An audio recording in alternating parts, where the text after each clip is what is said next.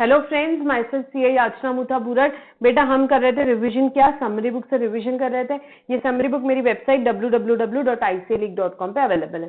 Payment of tax तक के किया। अभी हम क्या करने वाले हैं, रिटर्न्स का रिवीजन करने। रिटर्न्स का रिवीजन हम यहाँ पे करने वाले हैं। ठीक है, बहुत सिंपल है। देखेंगे लाइन से कौन कौन से रिटर्न। बेटा सबसे पहले GSTR1 रिटर्न है क्या? नहीं मैम, रिटर्न नहीं। क्या है बेटा?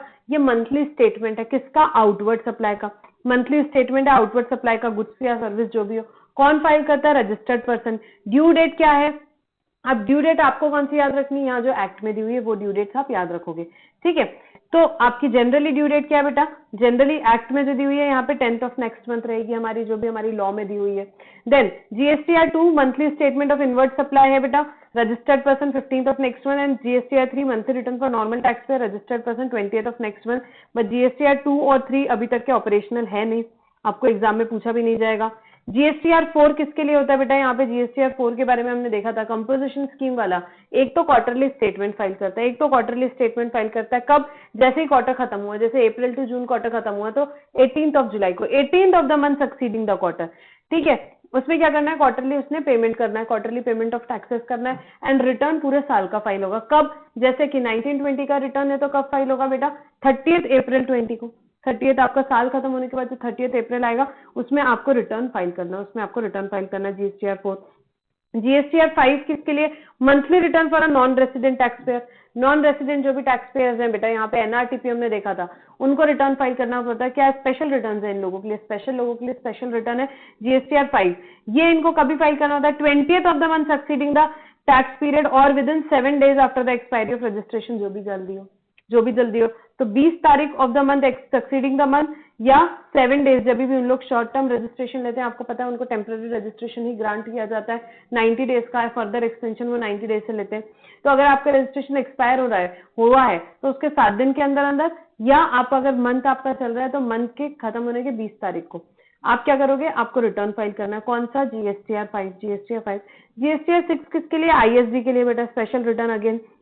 Monthly return for ISD, input service distributor, जो क्रेडिट डिस्ट्रीब्यूट करता है वो फाइल करेगा। कब करना है उसको? 13th of the next month को करना है। देन GSTR7 किसके लिए? जो TDS डिडक्ट करने रहता है जिन्हें। Monthly return for tax authorities, जिनको डिडक्ट करना है TDS डिडक्टर्स के लिए।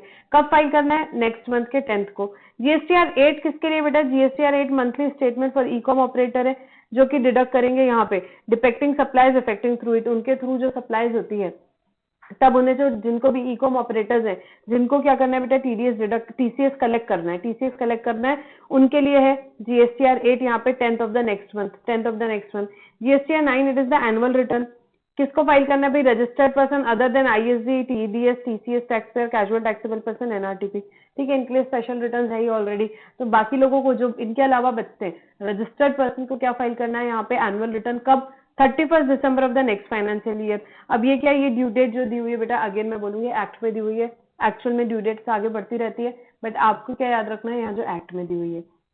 तो फाइनल यहाँ एनुअल रिटर्न का क्या ड्यू डेट है? 31st December of next financial year, 31st December of next financial year. Then GSTR10 final return है कब? जब आप रजिस्ट्रेशन कैंसिल या सरेंडर करते हो। कैंसिल या सरेंडर करते हो तो उस टाइम पे जो रिटर्न फाइल करना होता है वो क्या है? फाइनल रिटर्न है। कब तक फाइल करना है? Within 3 months of the date, 3 months of the date of cancellation और date of cancellation, order of cancellation, whichever is earlier। तो 3 महीने कब से? या तो आपके डेट ऑफ कैंसिलेशन से या ऑर्डर ऑफ कैंसिलेशन से, जो भी अर्लियर है, तो तब आपको क्या फाइल करना है? GSTR10। ठीक है, ये सब याद रखने हैं। MCQs में बहुत आराम से ये सब चीजें पूछी जा सकती है, 5 मिनट में रिवाइज हो जाती है। एनुअल रिटर्न कब फाइल करना होता है? हमने जैसे डिस्कस कर लिया, 31st December of the next financial year. Now is revision of return possible? आपसे कभी पूछा तो नहीं भाई, रिवीजन ऑफ रिटर्न वगैरह का कोई सिस्टम नहीं है GST में, बट आप डेफिनेटली क्या कर सकते हो बेटा? अमेंडमेंट्स कभी भी कर सकते हो। So the mechanism of revise return for any correction omission has been done away with the rectification of error omission is allowed in subsequent return amendment के through. However, no rectification is allowed। Maximum time rectification की क्या है? ये भी बहुत important चीज है, कभी भी MCQ में पूछ सकते हैं। After furnishing the return of the month following the end of financial year to which the details furnished or furnishing of annual return whichever is earlier। तो फॉर एग्जांपल 1920 के कोई भी रिटर्न को आपको अमेंडमेंट करना है यहाँ पे, कुछ भी एरर ओमिशन के लिए, तो आपके पास मैक्सिमम टाइम कब तक है बेटा? सितंबर का रिटर्न का जो ड्यू डेट होता है, मतलब कि 20th अक्टूबर, और एनुअल रिटर्न आप आपका फाइल कर रहे हो It is not due date of filing annual return. It is the date of furnishing the annual return, whichever is earlier. जिस दिन भी आपने फर्निश किया, फॉर एग्जाम्पल आप यहाँ पे 13 दिसंबर को कर रहे हो फर्निश, तो 20th अक्टूबर और 13 दिसंबर विचएवर इज अर्लियर। ठीक है, ये याद रखना है आपको।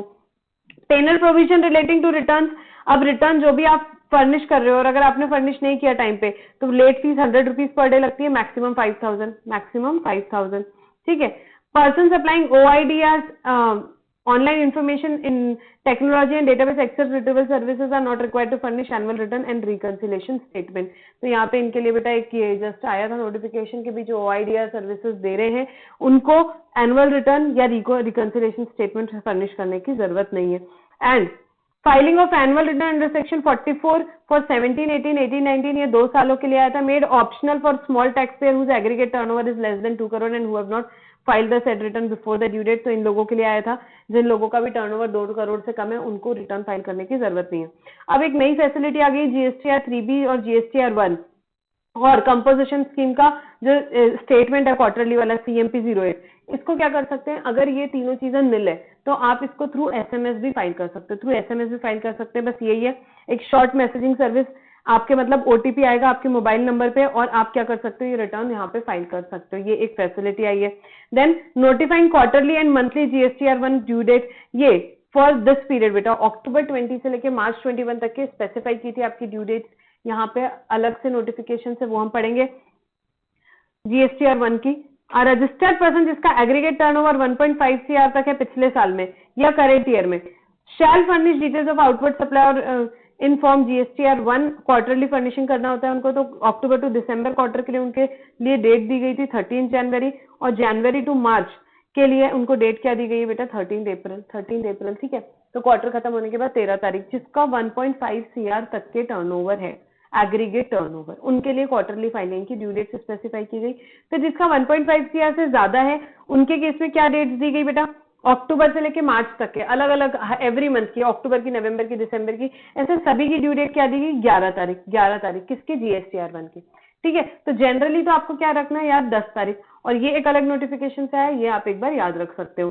ठीक है, तो क्वार्टरली फाइलिंग वालों के लिए क्या है बेटा 13 तारीख और यहाँ पे मंथली फाइलिंग वालों के लिए 11 तारीख की डेट रखी गई है। Then extension of turnover limit to conduct audit for 18-19 की बात है, 18-19 के लिए टर्नओवर लिमिट क्या की गई उसके आगे का तो पता चलेगा। So 18, 19, 19, 20 every registered person whose aggregate turnover exceed 5 crore, जिनका एग्रीगेट टर्नओवर 5 करोड़ से ज्यादा है यहाँ पे as specified under the section 35 of the act and he shall furnish a copy of audited account and reconciliation statement in 9C। तो यहाँ पे limit क्या की गई थी 5 करोड़ की गई थी 18-19 वालों के लिए। ठीक है, उसके आगे का बाद में पता चलेगा। तो ये हमने क्विकली रिवाइज किया बेटा, इसमें बहुत सारे ये जो रिटर्न का टेबल है ध्यान से देख के जाना, इसमें से कुछ भी आपको छोटा मोटा MCQ में पूछा जा सकता है, स्पेशली एनुअल रिटर्न से रिलेटेड या जो फाइनल रिटर्न था आपका उसका कैंसिलेशन आप कब तक कर सकते हो, तो ये सारी चीजें आपसे पूछी जा सकती है, तो आपको ये ध्यान रखनी है। ठीक है, तो will stop our discussion over here for this chapter. Thank you for now.